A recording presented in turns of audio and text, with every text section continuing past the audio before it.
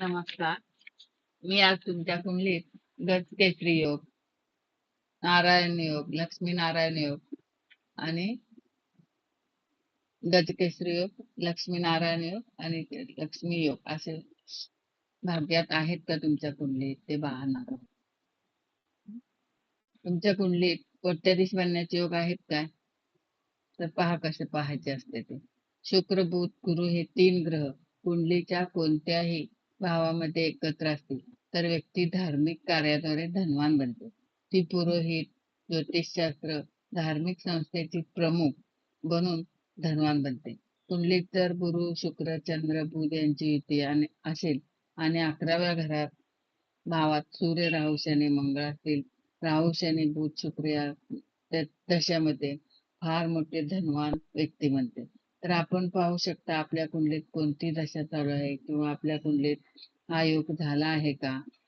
गुरुचंद्र एका घरात असतील तर गजकेसरी योग होतो, बुध शुक्र असतील तर नारायण योग होतो आणि शुक्र आणि बुध असतील, चंद्र असतील तर लक्ष्मी योग होतो.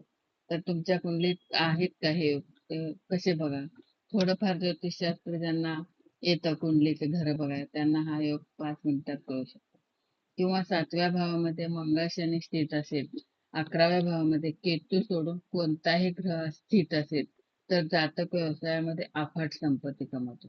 ज्यांना व्यवसाय करायचा आहे त्यांनी 7व्या घरात गुरु शनी आहे का बघा आणि 11व्या घरात केतू सोडून कोणता ग्रह आहे का बघा, तर त्यांचा व्यवसाय नक्कीच आसमानाला पोचल्याशिवाय राहणार नाही. तर आपण पाहू शकता तुमच्या कुंडलीत लक्ष्मी योग, गजकेसरी योग आणि नारायण योग आहेत का. हे कसं पाहायचं हे मी तुम्हाला आता सांगितलेलं आहे. सो अशा प्रकारे तुम्ही बघितलं की कुंडलीमध्ये धनवान होण्याचे योग कसे पाहिले जातात. आणि असेच पुढे अजून इंटरेस्टिंग गोष्टी माहीत करून घेण्यासाठी आमच्याशी कनेक्टेड राहा आणि आमचा हा व्हिडिओ आवडल्यास लाईक, शेअर आणि सबस्क्राईब करा. थँक्यू.